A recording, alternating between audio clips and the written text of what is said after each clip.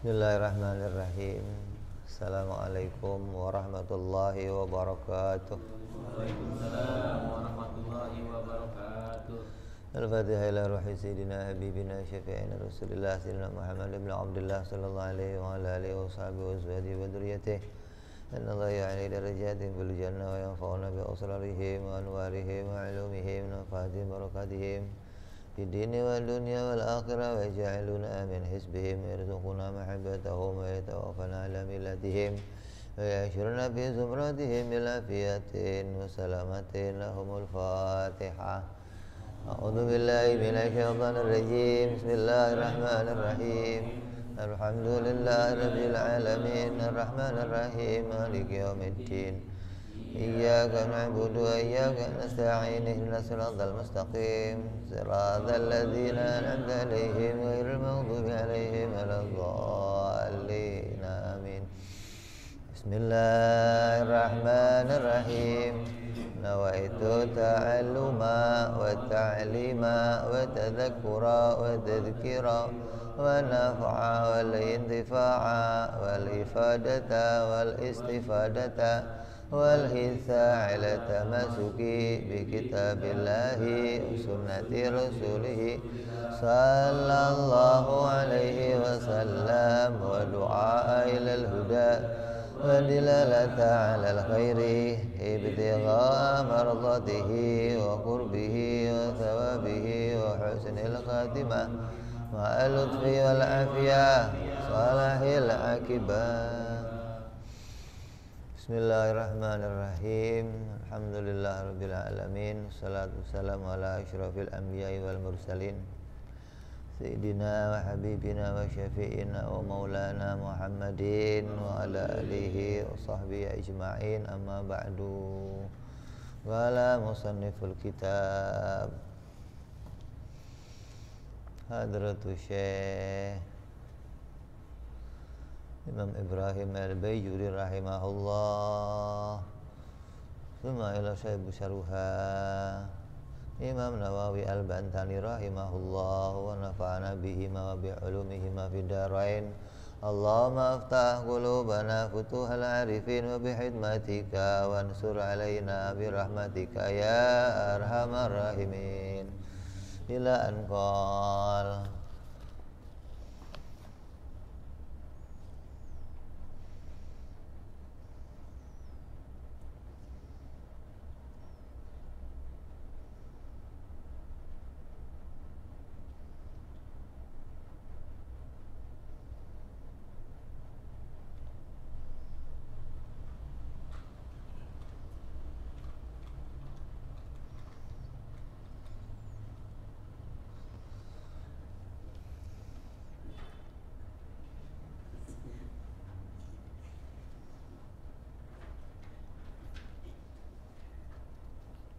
wa hadhihi sifatu sittun fal ula minha wa hiya al wujud tusamma nafsiyah li'annaha la tadullu ala ma'na zaid ala nafsi dzat wal khamsatu ba'daha tusamma salbiyah li'annaha dallat ala salbi ma la yaliqu bihi ta'ala.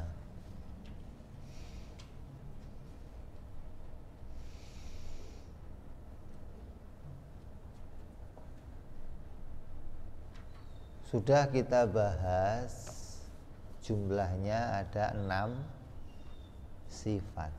Berapa? 6 sifat. Yang pertama sifat wujud.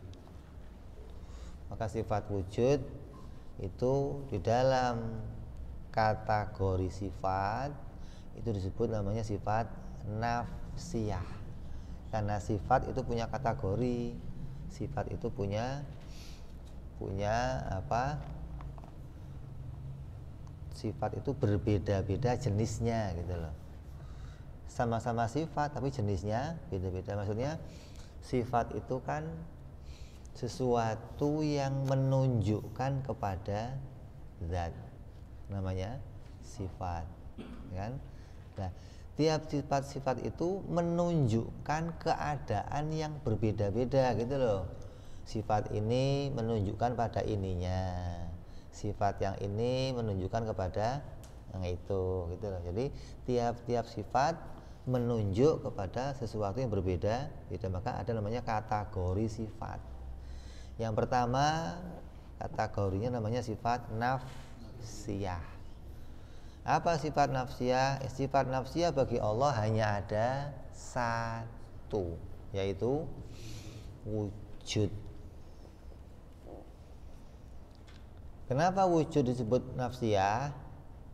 Li'annaha la tadullu ala makna zaid ala nafsi dzat. Karena sungguhnya wujud itu tidak menunjukkan kepada makna yang lain dari si zat.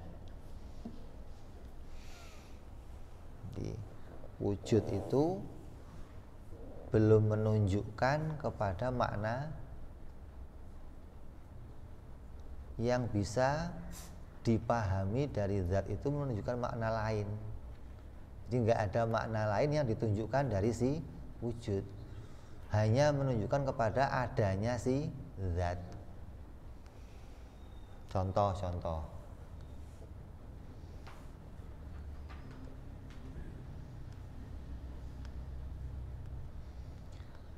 ada mobil. Kalau saya ngomong ada mobil, yang terbayang di pikiran kamu apa?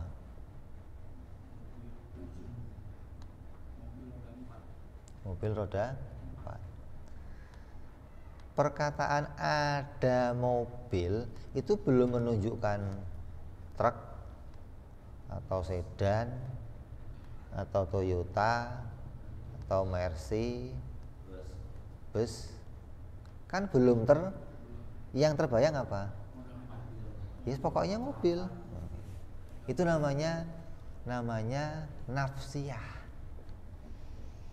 Ada itu bahasa Indonesia, bahasa Arabnya wujud gitu loh. Kalau bahasa sini namanya apa? Ada. Kalau bahasa Jawanya apa? Ono. Kalau bahasa Sunda apa? Ayak. Hah? Ono mobil. Ada mobil. Itu belum tergambar. Hanya tergambar pokoknya mobil itu jirimnya ditemukan. Yang tergambar hanya apa? Jirim. Belum tergambar sedan. Saya ngomong ada orang. Yang tergambar apa? Saya belum cerita itu wanita atau laki-laki, tua atau muda.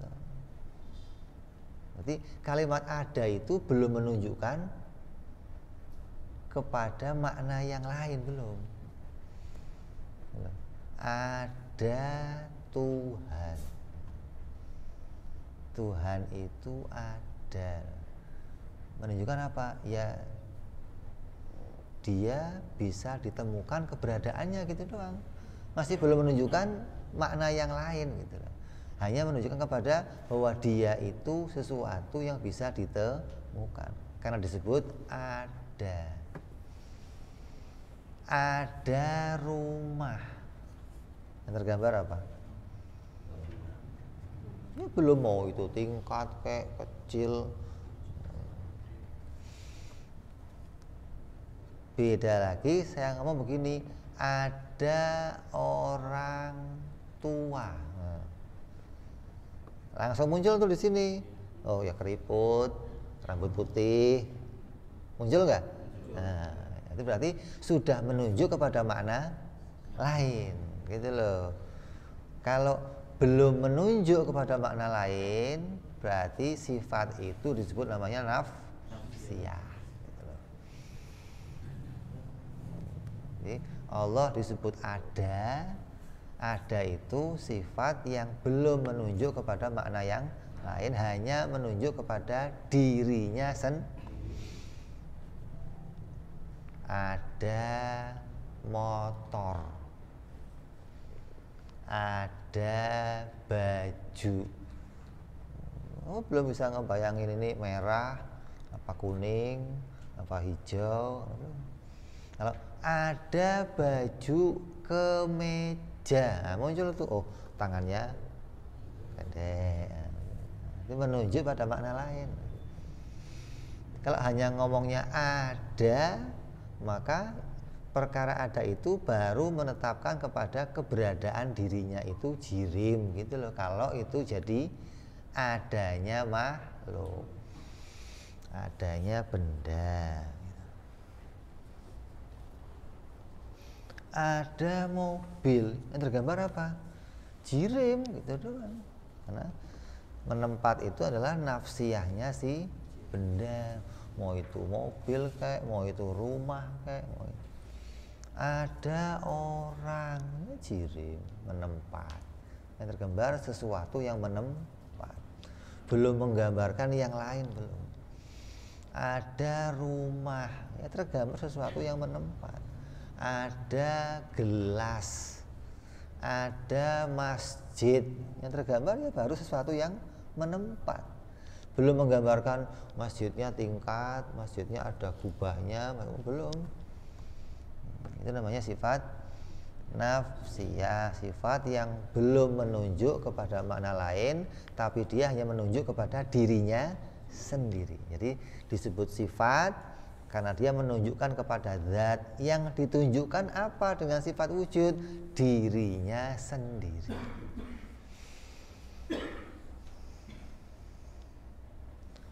Yang berikutnya, 5 sifat berikutnya disebut namanya sifat salbiyah. Kenapa disebut sifat salbiyah?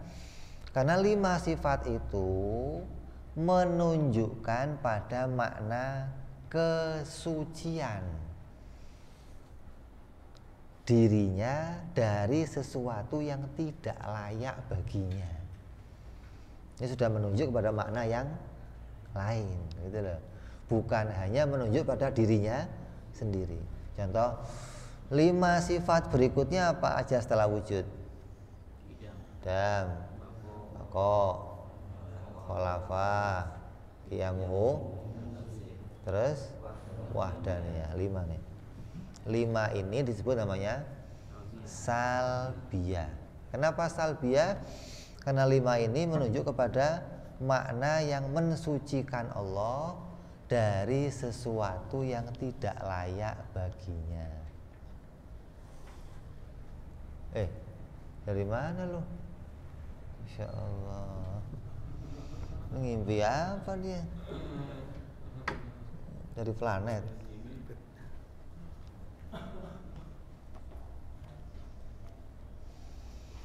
Contoh kidam. Kidam artinya apa? Dahulu. Allah itu dulu.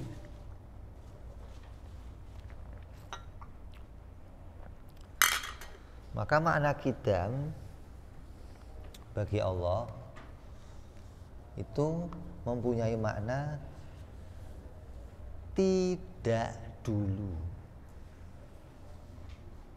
Kenapa? Karena dulu itu sesuatu yang enggak patut bagi Allah. Dulu itu sifat yang enggak layak bagi Allah.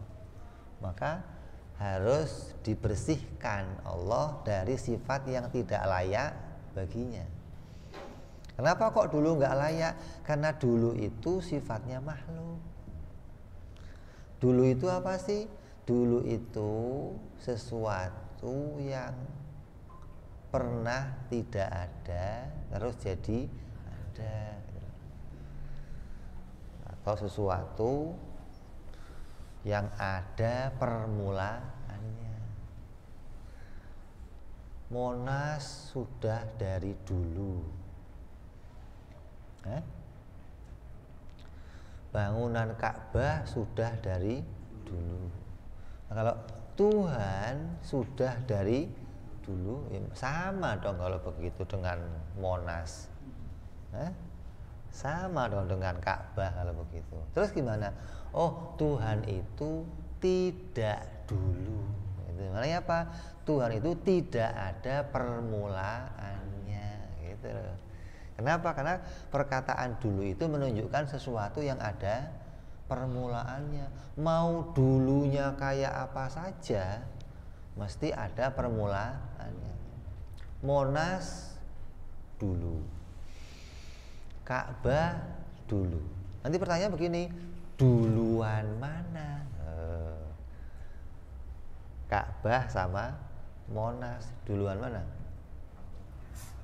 Berarti Monas belakangan. Nah, itu enggak layak. Sifat dulu itu disifatkan bagi Allah, maka disucikan atau disalbun, namanya dibersihkan dari sesuatu yang enggak layak bagi Allah. Terus baqo, apa artinya? Akhir. Bagi Allah maknanya tidak ada akhir, gitu loh. Terus mukhalafah artinya apa? Beda. Allah itu beda dengan segala. Maknanya apa? Tidak ada samanya. Tidak mungkin ditemukan persamaannya. Itu semua dimaknai dengan tidak. Qidam dimaknai dengan tidak ada permulaan, baqo tidak ada akhir, mukhalafah tidak ada persamaan. Terus qiyamuhu binafsih, maknanya tidak ada kebutuhan dengan sesuatu yang lain. Terus wahdaniyah, tidak ada duanya, enggak ada lainnya. Jadi semua sifat salbiyah mengandung makna tidak. Kenapa kok maknanya kok tidak? Karena mau membersihkan sesuatu yang tidak layak bagi Allah. Maka disebut juga sifat yang mensucikan Allah. Faedahnya apa? Ketika kamu bertasbih mensucikan Allah, maka yang kamu ingat ya sifat-sifat ini. Habis sholat, subhanallah, subhanallah, subhanallah, subhanallah. Artinya apa? Maha suci Allah, maha suci Allah. Tanya lah, suci dari apa? Ya ini, dari ada permulaannya, dari adanya akhir, dari adanya butuh dengan yang lain, dari adanya persamaan, dari adanya saingan, musuh, kawan, teman, anak. Itu kita sucikan semua itu. Hingga tiap kamu bertasbih, connect kepada Allah Subhanahu wa taala. Ada orang bertasbih yang penting 33 selesai. Yang disucikan apa? Enggak tahu. Karena enggak ada yang diingat, enggak ada yang nyantol, enggak ada yang dipahami tentang kesucian Allah. Wasifatu salbiyah, sebenarnya sifat salbiyah itu la tanhasiru, itu tidak ada batasnya, enggak cuma 5. Allah itu disucikan bukan hanya 5 saja, tapi enggak terbatas. Gitu loh. Enggak tidur, enggak ngantuk, enggak makan, enggak minum, enggak yang enggak terbatas. Itu mensucikan Allah dari segala yang tidak layak bagi Allah. Tapi 5 ini sudah mencukupi, gitu loh. Ketika kamu kok paham 5 ini, itu sudah jadi pokok yang mensucikan Allah. Yang lain-lain ya masuknya ke situ, menginduk ke situ, gitu loh. Nyambung ya? Kayak pada mukhalafah lil hawadis. Itu semuanya menginduk ke situ tuh. Tidak ada waktunya, nggak ada tempatnya, nggak ada besar, nggak ada kecil, nggak ada warnanya, nggak ada. Masuk dalam mukhalafah lil hadis. Jadi jangan terus mau masa sifat kesucian Allah kok cuma 5. Oh enggak, 5 ini yang bisa ditangkap oleh akal, dan 5 ini bisa memasukkan semua makna-makna yang lain ke dalamnya. Jadi kalau kamu paham yang 5, itu dianggap mencukupi mengerti tentang kesuciannya Allah dari perkara yang tidak layak bagi Allah. La tanhasiru ala sahih li'ana naqais la nihayatan laha wa kulluha manhiyatun anhu ta'ala. Karena perkara yang nukus, sifat-sifat yang kurang itu ya enggak terbatas. Maka kalau sifat yang kurang itu enggak terbatas, maka semua sifat yang kurang itu harus ditiadakan bagi Allah. Berarti sifat salbiyah itu ya tidak terbatas, karena semua sifat yang nukus, semua sifat yang kurang itu harus ditiadakan dari Allah Subhanahu wa ta'ala. Allah ngantuk, oh la ta'khudhuhu sinatun wala naum. Allah itu enggak tidur, ya enggak ngantuk. Salbiyah itu sifat yang enggak layak bagi Allah disucikan.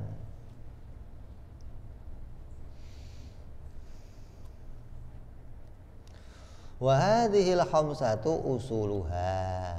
Tapi yang 5 ini menjadi pokoknya. Fa inna ma adaha min nafi zaujah. Adapun yang selainnya itu seperti apa? Allah tidak beristri, tidak beranak, la mu'inin, tidak ada penolong, tidak ada ngantuk, tidak ada tidur, dan yang lain-lainnya. Raji'un ilaiha, semua kembali kepada yang 5 tadi, kembali kepada pokoknya atau kepada induknya, atau induknya sifat salbiyah. Ya, jadi sudah bicara berapa sifat? 6 sifat. Dan 6 sifat ini adalah derajatnya sifat yang tidak bisa dilihat. Jadi kalau kamu mau lihat wujudnya Allah, ya nggak bisa, karena wujud itu bukan sesuatu yang bisa dilihat. Nah, yang saya lihat apa? Ya Allahnya, bukan wujudnya. Kalau wujudnya, sifat wujud itu bukan sifat yang bisa dilihat, karena derajatnya adalah derajat apa? Hal atau amrun ibaroh, bukan derajat wujudiyah. Qidam juga sama, sifatnya derajatnya amrun ibaroh. Bako derajatnya amrun ibaroh, hingga semua sifat-sifat yang 6 ini bukan sifat yang derajatnya bisa dilihat, tapi bisa difahami, namanya subutiyah, bukan wujudiyah. Sifat yang tetap bagi Allah, yang derajatnya ditemukan, bukan disaksikan. Sifat yang disaksikan nanti harus sifat yang wujudiyah, atau yang derajatnya bisa dilihat. Jadi kalau saya mau lihat qidamnya Allah, ya nggak bisa. Qidam itu nggak bisa kayak apa contohnya? Kayak baru. Ini tutup baru. Coba barunya yang mana? Hah? Barunya yang mana? Ya nggak bisa dilihat barunya, tapi bisa dimengerti, gitu loh. Bisa dipahami. Kok disebut baru, kenapa? Karena tadinya nggak ada, terus jadi ada. Jadi baru itu amrun ibaroh, gitu.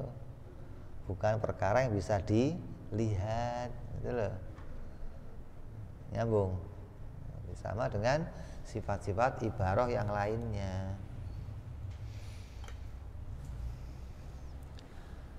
Cantik itu ibarah, ganteng itu ibarah. Kenapa? Cantik kalau kamu pegang nggak ada. Hidung bukan cantik. Cantiknya mana?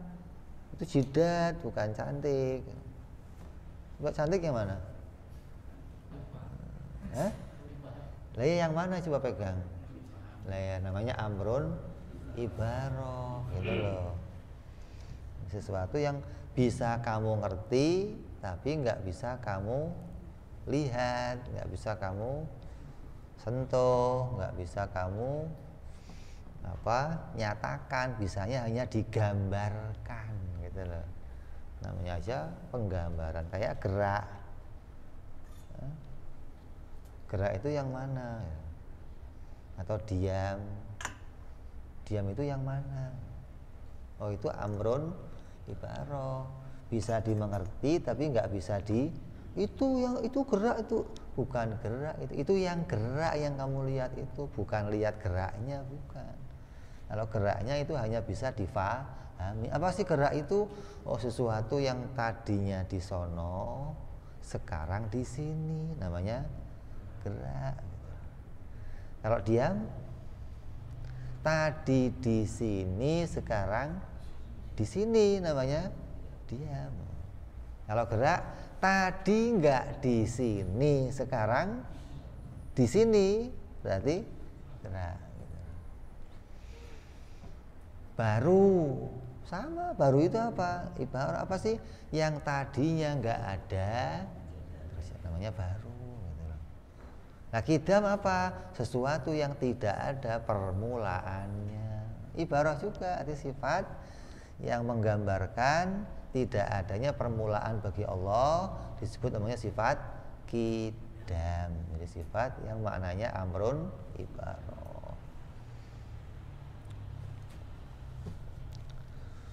Ya, jadi selesai kita bahas 6 sifat yang pertama. Maka lanjut kita masuk sifat ma'ani, kategori sifat yang lainnya. Setelah nafsiyah dan salbiyah, masuk kategori ketiga namanya sifat ma'ani. Apa sifat ma'ani itu? Sifat ma'ani itu sifat yang derajatnya bisa dilihat.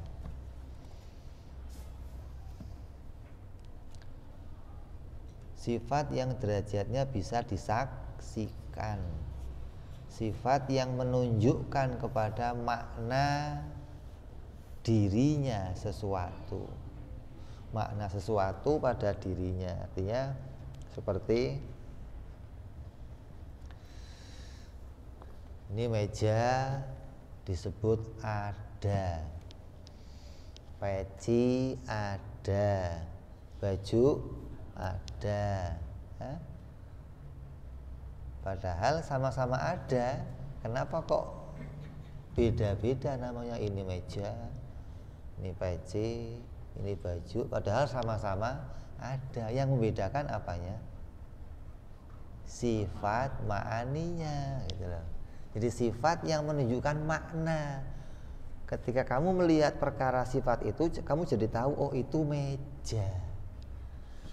Waktu kamu lihat sifat itu, kamu tahu oh itu peci, oh itu gelas, oh itu baju. Bisa tahu kamu dari sifat itu, namanya kamu menemukan ma'aninya sesuatu. Kalau kamu nggak nemu ma'aninya, ya nggak menemukan sesuatunya itu apa, nggak nemu. Mau nggak nemu ma'aninya gimana? Kalau nemu ma'aninya, maka akan nemu sesuatu itu apa. Kayak kamu lihat ada barang kelebat, ada yang bergerak tuh, siapa? Nggak tahu. Kenapa? Belum nemu ma'aninya. Kalau belum nemu ma'aninya, ya nggak nemu apa-apanya. Apa yang mau bisa kelelawar, bisa kucing, bisa apa? Keris terbang. Oh lu mah urusan jaduk itu urusannya keris terbang ya. Belum bisa kamu putuskan. Kenapa? Karena kamu belum lihat ma'aninya. Jadi kalau lihat ma'aninya kamu akan tahu ini sesuatu. Kalau belum tahu ma'aninya, belum tahu sesuatu. Maka sifat ma'aninya Allah demikian. Kalau kamu lihat sifat ma'aninya Allah akan tahu ini Tuhan, gitu loh. Jadi sifat yang bisa disaksikan. Apabila dibuka hijab, mudah-mudahan kita semua termasuk orang-orang yang bisa melihat kepada Allah Subhanahu wa taala.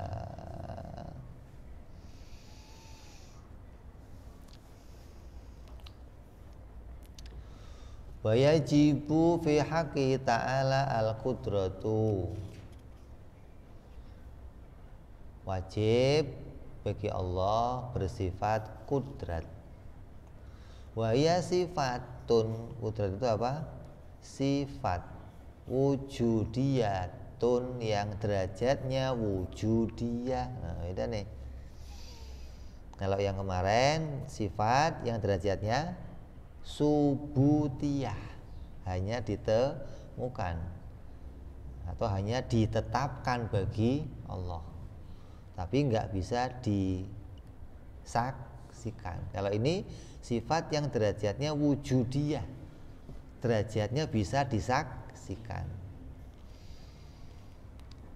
Qodimatun yang sifatnya itu kodim, nggak berawal.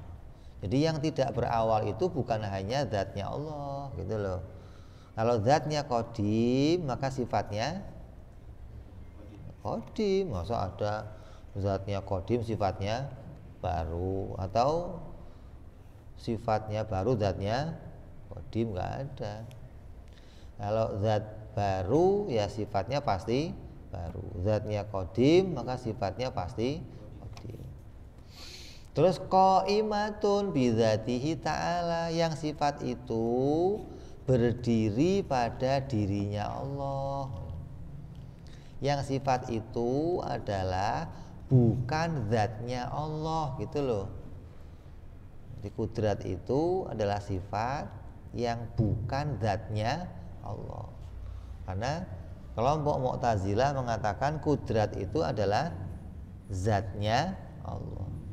Kita menetapkan Allah adalah zat yang bersifat dengan sifat kudrat. Berarti kudrat adalah selain zatnya Allah, gitu loh.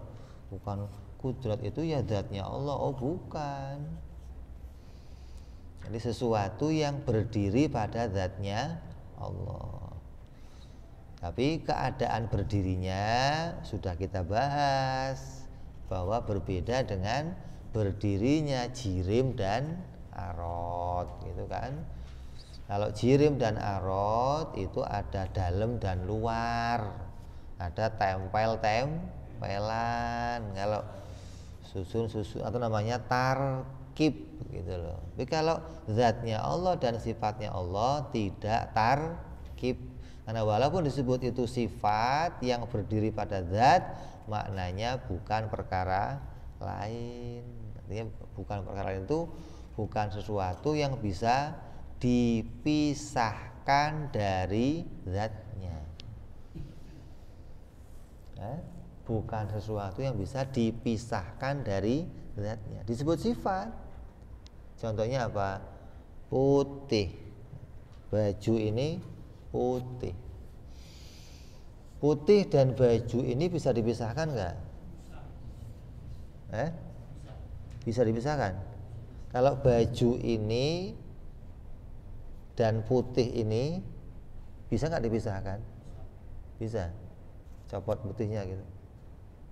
Baju ini nggak bisa.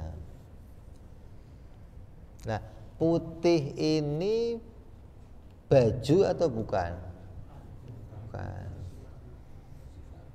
Nah, berarti putih ini bukan baju. Berarti putih ini perkara lain dari baju.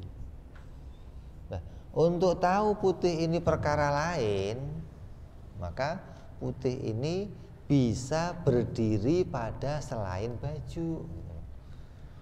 Ada tembok putih, ada peci putih. Berarti putih dan baju itu sesuatu yang bisa dipisahkan, atau putih itu bisa saja berdiri pada selain baju. Nah, yang demikian sifat ma'ani yang ada pada jirim, pada benda. Tapi kalau pada Allah, sifatnya Allah itu tidak bisa berdiri pada yang lain. Nggak ada zat lain yang zat itu mempunyai sifat atau bersifat dengan sifatnya seperti sifat Allah Subhanahu wa ta'ala. Ya, jadi sifat kudrat itulah sifat yang qaim bidzatihi ta'ala, berdiri pada zatnya Allah. Terus yujidu ta'ala biha wa yu'dimu, dengan adanya sifat kudrat Allah menciptakan sesuatu dan Allah bisa meniadakan sesuatu. Apa sesuatunya itu? Kullu mumkinin, setiap perkara yang mungkin, ala wifqil iradah, sesuai dengan kecocokannya iradah atau kehendaknya Allah. Jadi kudrat itu apa? Kudrat itu sifat yang dengannya Allah bisa mewujudkan sesuatu dan Allah bisa meniadakan sesuatu. Tapi jangan dianggap bahwa yang menjadikan sesuatu itu sifat kudrat, bukan. Jangan sampai kamu menggambarkan kudrat itu menjadi alat bagi Allah dalam menciptakan sesuatu, bukan. Ini hanya bicara mengenali sifat kudrat gitu loh. Wah, sifat kudrat itu sifat yang dengan adanya sifat ini Allah bisa menciptakan sesuatu. Kalau tanya, lah yang menciptakan siapa? Ya Allah, gitu loh. Bukan sifat kudratnya, gitu loh. Yang bikin langit siapa? Allah, gitu loh. Yang bikin bumi siapa? Allah. Lah kalau bicara kok Allah bisa menciptakan? Lah kita kenali, oh pada Allah ada sifat kudrat. Gitu loh maksudnya. Jadi dalam mengenali sifat kudrat, maka kita mengibarahkan adanya sifat ini Allah bisa mewujudkan sesuatu dan bisa meniadakan sesuatu. Sesuatunya apa? Segala sesuatu apa saja, asalkan dia perkara yang mungkin terjadi. Banyak orang salah paham di sini, menganggap perkara itu yang bisa diciptakan oleh Allah apa saja, walaupun perkaranya mustahil. Hingga sering ada perkataan tidak ada yang mustahil bagi Tuhan, tidak ada yang mustahil bagi Allah. Itu sering muncul tuh perkataan begitu. Itu perkataan yang rusak. Jangan ikut-ikut perkataan orang yang ngomongnya nggak pakai ilmu. Mestinya kalau bicara Allah itu bisa menjadikan segala sesuatu. Maknanya segala sesuatu yang mungkin terjadi. Mungkin ini berarti mengeluarkan perkara wajib dan perkara mustahil. Kenapa? Karena yang wajib itu nggak butuh diciptakan, yang mustahil tidak bisa diciptakan. Namanya perkara mustahil. Gimana mustahil kok bisa diciptakan? Kalau bisa diciptakan namanya bukan mustahil. Ya, nyambung. Jadi banyak orang salah paham karena Allah itu disebut Maha Kuasa, berarti dia saking kuasanya bisa bikin apa saja. Nah, tidak ada yang mustahil. Nah, kalau ada orang begitu, maka kamu sadarkan pikirannya. Gimana caranya? Hadirkan apa Allah itu bisa bikin Allah lagi, gitu. Bisa nggak?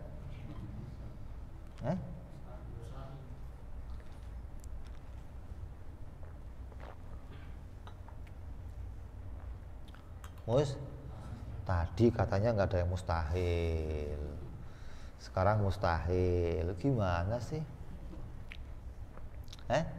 Disadarkan tuh begitu maksudnya. Kalau misalnya dibilang bisa aja gitu, bisa aja cuma beda yang kita lihat kan Tuhan. Berarti nggak bisa.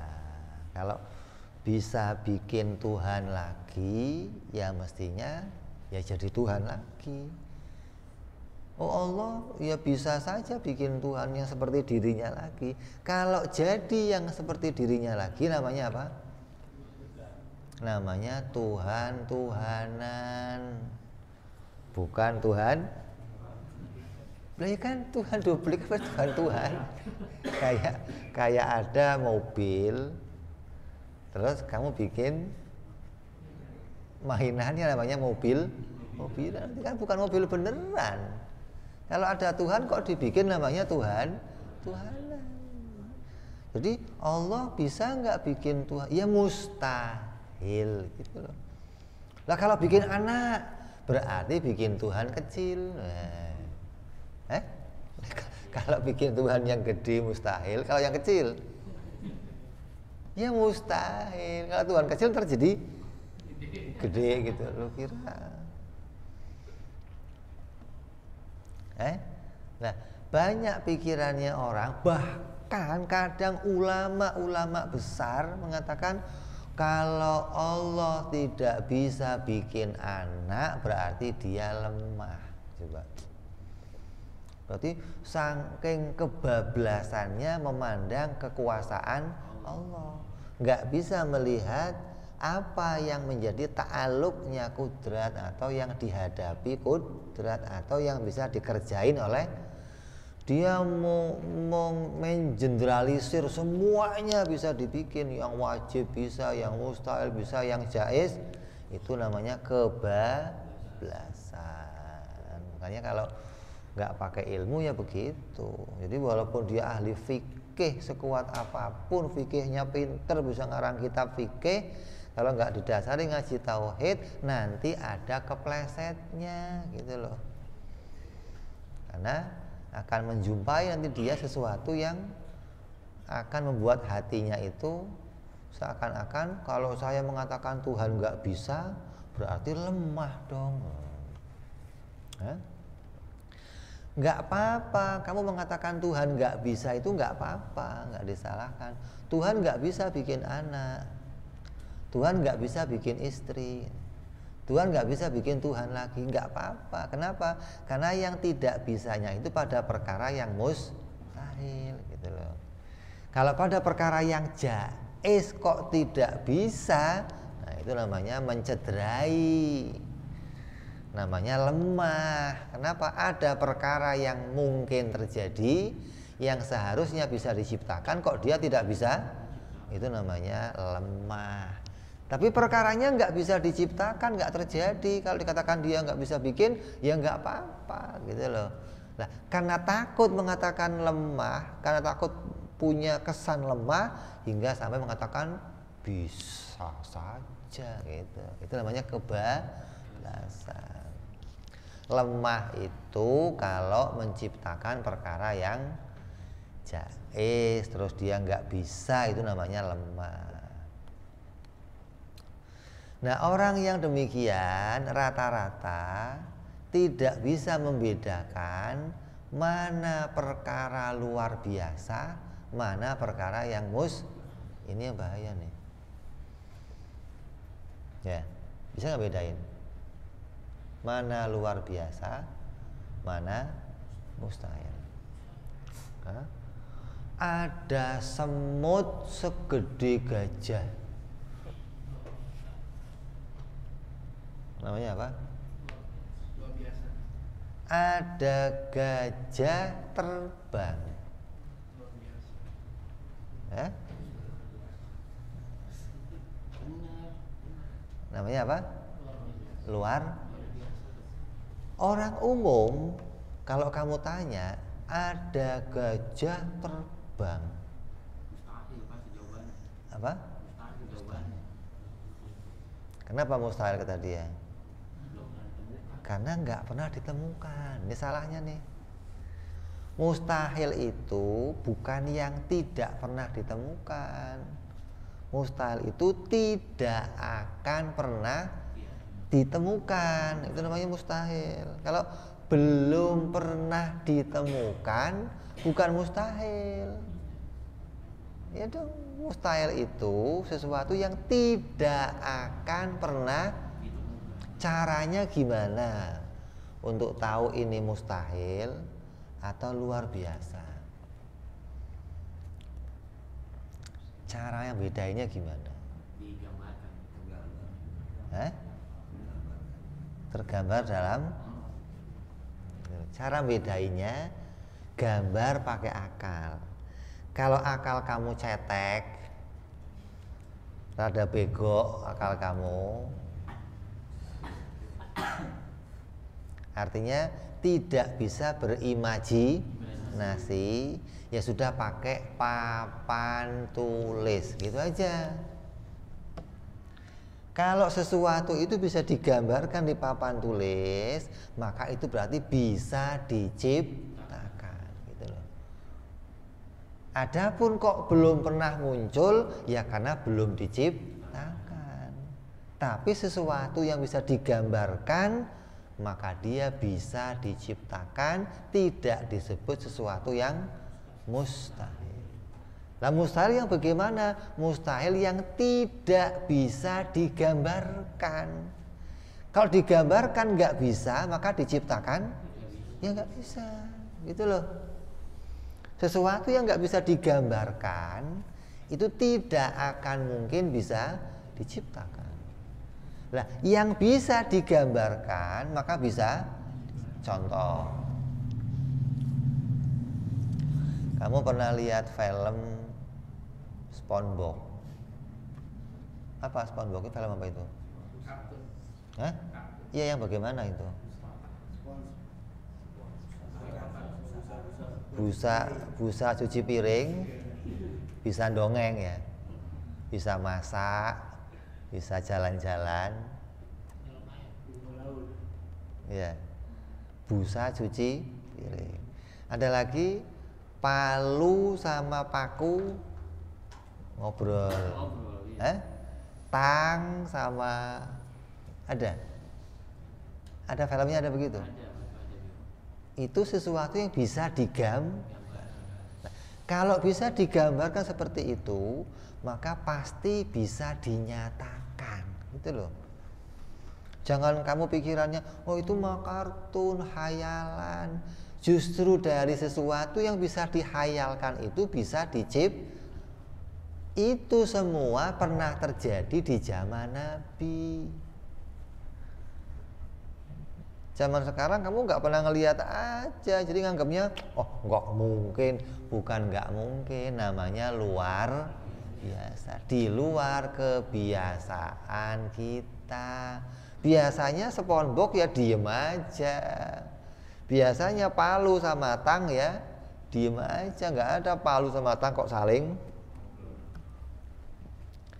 Nah, di zaman Nabi yang terjadi apa? Pohon ngomong, batu di tangan Nabi ngomong. Ini yang di luar kebiasaan. Jangan dikira, oh masa batu bisa ngomong, kamu nggak pernah dengar. Makanya dikatakan Sabbahalillahi ma fis samawati wa ma fil ard. Dan bertasbihlah kepada Allah apa-apa yang di langit dan di bumi. Itu bertasbih, kamunya aja enggak dengar. Kalau kamu dengar keder, ya Allah, ini kok kanan zikir, bawah zikir, sini zikir, apa enggak keder kamu. Ya. Jadi banyak orang nggak bisa bedain mana luar biasa, mana mustahil. Caranya yang paling gampang gimana? Gambar.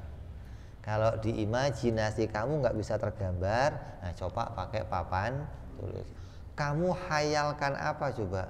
Yang kamu hayalkan kok bisa digambar, berarti bisa diciptakan. Kalau mustahil nggak bisa dicontoh. Coba itu yang bikin SpongeBob itu, SpongeBob, coba suruh bikin SpongeBob tapi nggak gerak, nggak diam gitu. Tolong bikin SpongeBob yang dia nggak gerak, nggak diam. Bisa nggak? Digambar aja nggak bisa, dia keder. Kenapa? Kalau dia mau gambar SpongeBob mesti gambarnya kalau nggak gerak diam. Ini mau bikin SpongeBob tapi yang nggak gerak, muncul nggak SpongeBob-nya? Itu namanya mustahil, gitu loh. Sesuatu yang tidak bisa digambarkan itu namanya mustahil. Selagi bisa digambarkan bukan mustahil. Ini harus nyambung nih. Jadi kamu nggak sembarangan, wow mustahil, nggak mungkin loh. Kok mustahil, dikit-dikit mustahil, dikit mustahil, karena nggak terbiasa mengetahui mana luar biasa, mana mustahil. Nggak selalu begitu keadaannya. Nggak mungkin, nggak mungkin. Apa? Kalau ada orang tangannya dicolokin ke listrik, nggak nyetrum, nggak mungkin, nggak mungkin. Bukan nggak mungkin, namanya apa? Luar biasa, gitu aja dong.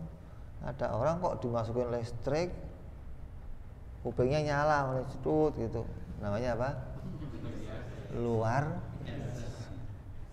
Bukan, mustahil. Kok mustahil? Bisa digambarkan nggak? Nah, bisa. Kalau bisa berarti luar biasa, mungkin saja terjadi, gitu loh. Jadi yang bisa diciptakan Allah apa tadi? Segala yang mungkin. Nah, taunya itu mungkin gimana? Bisa digambarkan akal, gitu loh.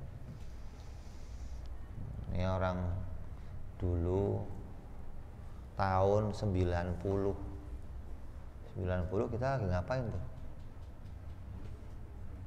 Hah? Udah ada HP belum? Hah? Pager.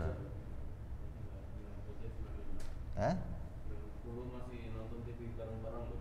90 ya? 95 mulai ada HP tuh?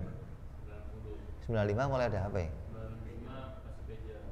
Masih pager? 98 Di sini, di luar udah ada? Hah? Udah ada.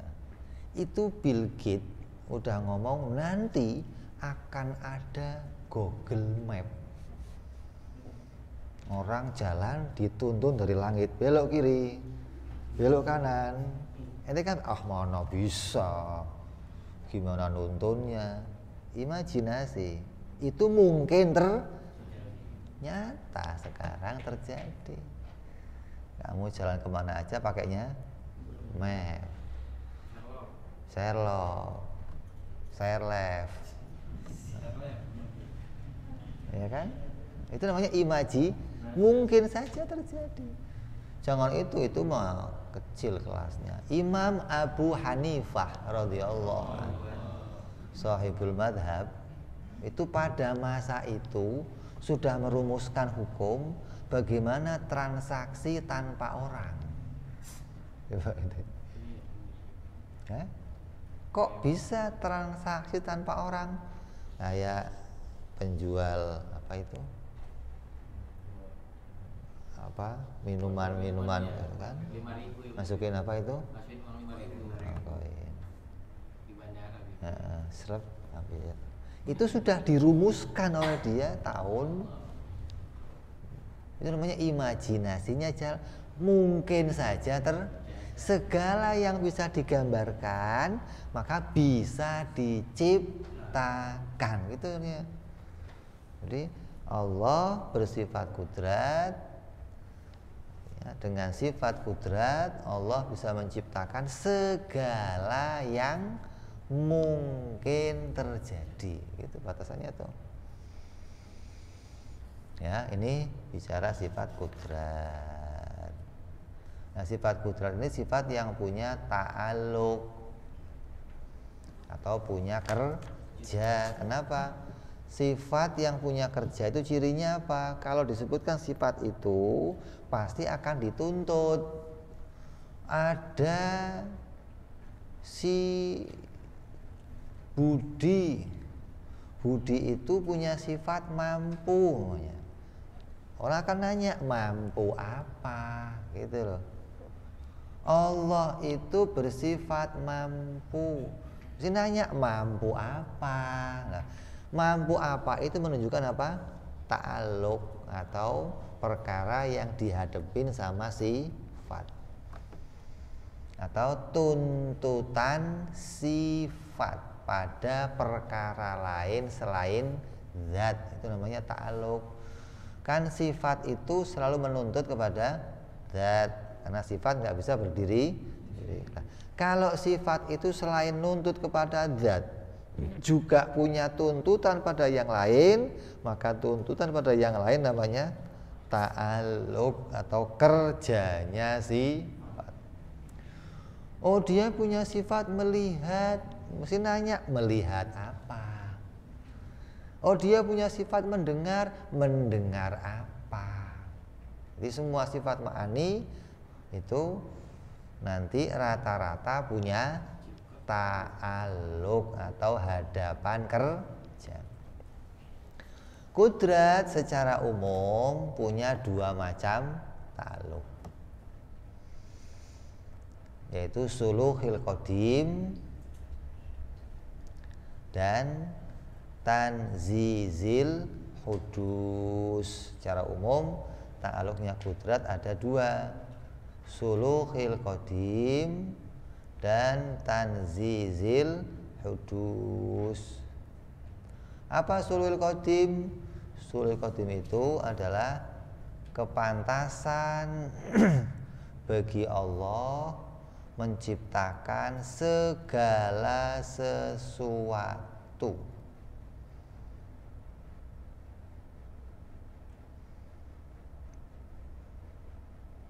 Pada azali.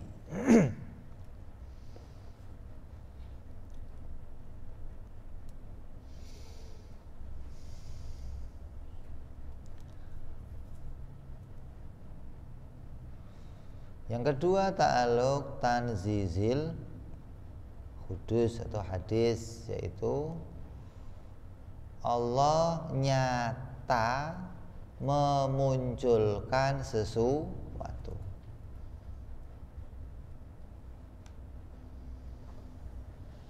Jadi kuasa itu secara umum ta'alluqnya dua. Apa?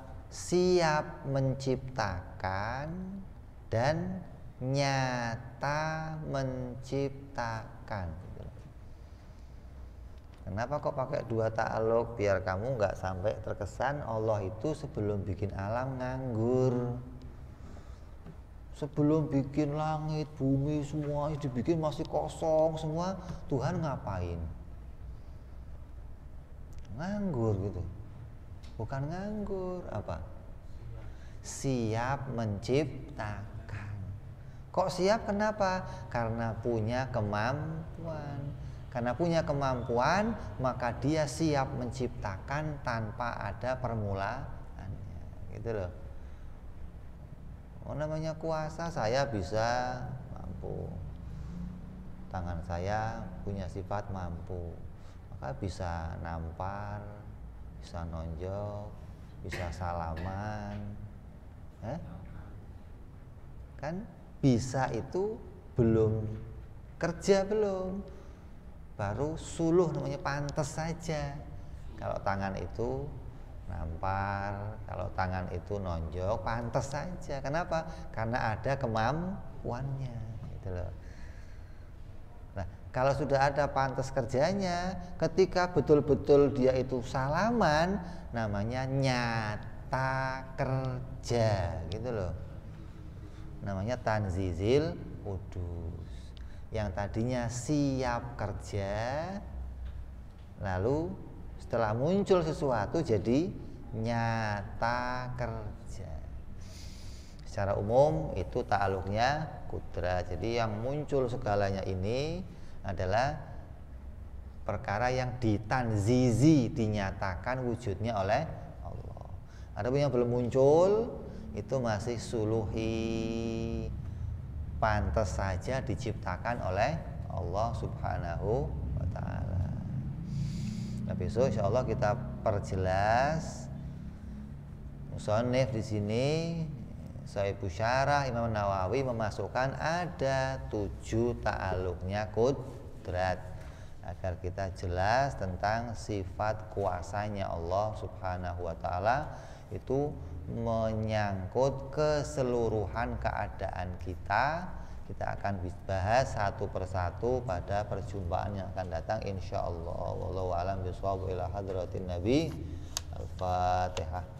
A'udzu billahi minasyaitonir rajim. Bismillahirrahmanirrahim. Alhamdulillahirabbil alamin arrahmanir rahim maliki yaumiddin. Iyyaka na'budu wa iyyaka nasta'in ihdinas siratal mustaqim. Siratal ladzina an'amta 'alaihim ghairil maghdubi 'alaihim waladdallin. Amin. Ya Rabbana i'tarafna bi annana iqtarafna wa annana asrafna fatub 'alaina tauba taghsil kulli hauba wastur lana aurati wa amini rawati waghfir li walidina rabbi wa mauludina wal ali wal ihwani wa sairil hillani wa kulli dhi mahabbah au jiratin au suhbah wal muslimina ajma'ina rabbi fadlan wa judan manna la biktisabi minna bil mustafa rasulina Allah bi kulli suli sallallahu alaihi adal habbi wa alihi wa sahbihi idada ta'si suhbi walhamdulillahi Subhana rabbika rabbil izzati amma yasifun. Salamun alal mursalin walhamdulillahi rabbil alamin. Assalamualaikum warahmatullahi wabarakatuh.